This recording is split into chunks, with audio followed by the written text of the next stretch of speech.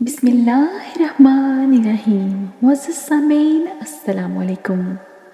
سامعین، اللہ تعالیٰ نے اس دنیا میں جو بھی چیز تخلیق کی ہے اس کی کوئی نہ کوئی نشانی اور علامت ضرور رکھی ہے جس سے کہ اس کی پہچان ہوتی ہے۔ اللہ تعالیٰ نے انسانوں کو اشرف المخلوقات پیدا کیا۔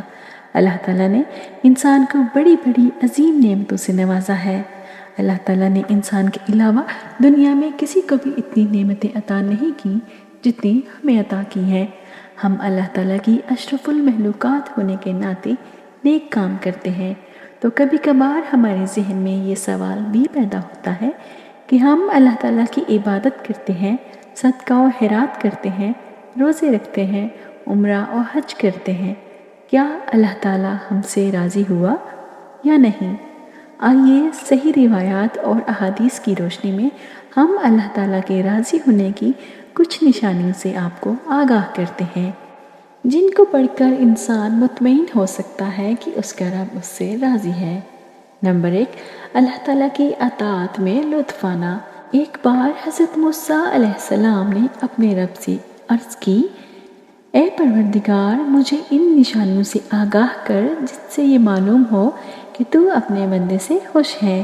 اللہ تعالیٰ نے ارشاد فرمایا، ترجمہ، جب تم یہ پاؤ کہ میں اپنے بندے کو اپنی اطاعت و بندگی کے لیے آمادہ کر رہا ہوں اور اس کو گناہ سے دور رکھ رہا ہوں تو یہی میرے اس سے خوشی اور راضی ہونے کی نشانی ہے۔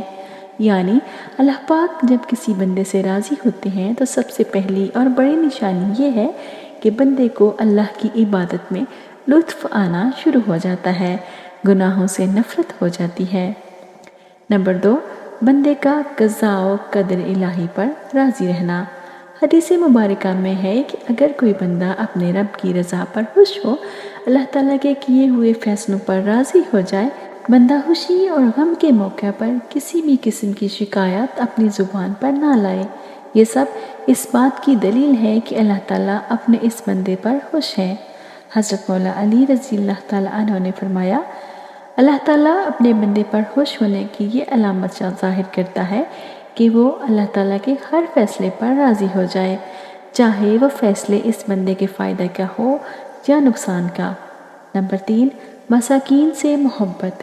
ایک روایت میں ہے کہ ایک بار کلیم اللہ علیہ السلام نے اپنے خدا کی بارگاہ میں عرض کی، اے پروردگار، اپنے بندے سے تیرے خوش رہنے کی کیا نشانی ہے؟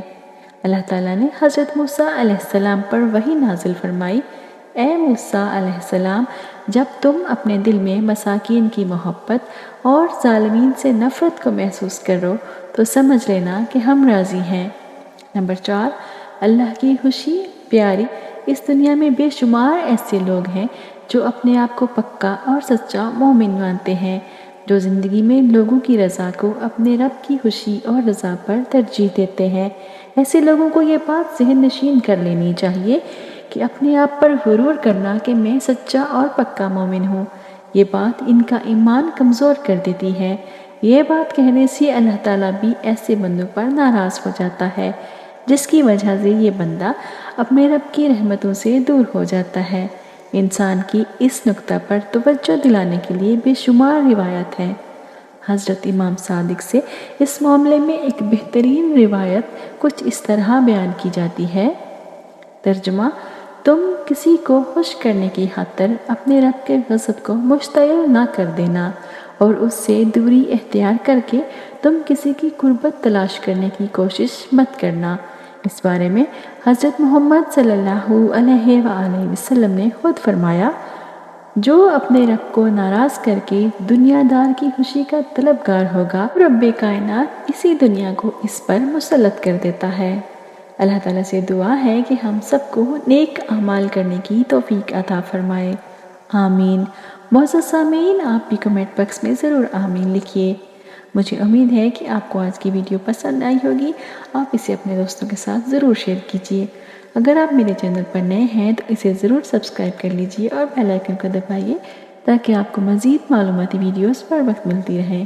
اپنا اور دوسروں کا بہت سارا خیال رکھیے۔ ذرا آپ کو اجازت دیجیے، پھر ملیں گے انشاءاللہ۔ اللہ حافظ۔